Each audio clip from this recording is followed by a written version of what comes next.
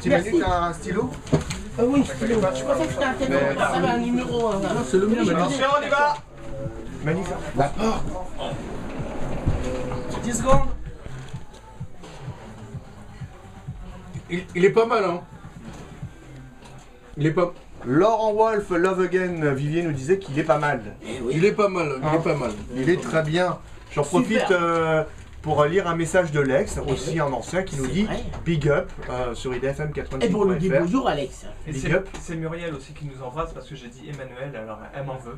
Et elle parle plus. Elle s'appelle Muriel. Ah, Bonjour à Muriel. bon, bon, la Muriel, salut. gros bisous. C'est pas Muriel Montosset qui était venue. Non, C'est une autre. pas elle. Ah ouais, Ça oh, va. Muriel. Bonjour, quand même. Muriel. Bon, lui dis bonjour. Bonjour, Muriel. Et Coucou. c'est l'heure de retrouver les insolites avec Momo, Oui, bonjour, excusez-moi. qui fait aussi réalisateur aujourd'hui. Eh oui, C'est pas évident de faire deux choses c'est en vrai même que c'est temps. facile. Voilà, tu me comprends, Oui. c'est bien ça, je suis content.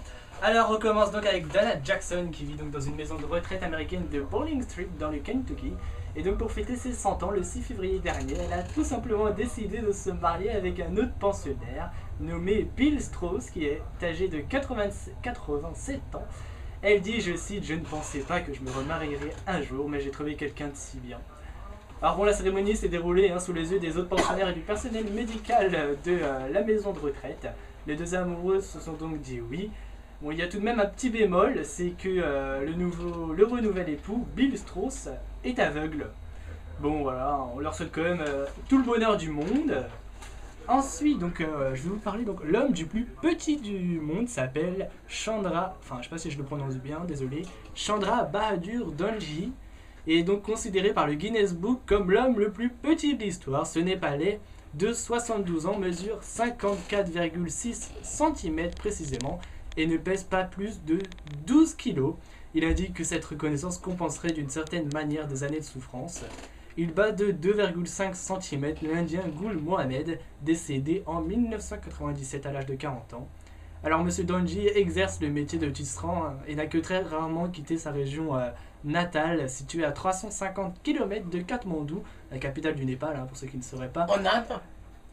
Eh oui, en Du Inde. Népal. Oui, mais ça se trouve en Inde. Je sais pas, je suis nul en géographie. Eh ben, je t'apprends. Merci. J'espère que c'est vrai. Bah évidemment que c'est vrai. Si c'était pas vrai, je l'aurais pas dit. C'est vrai, c'est vrai. Je te rassure, bon.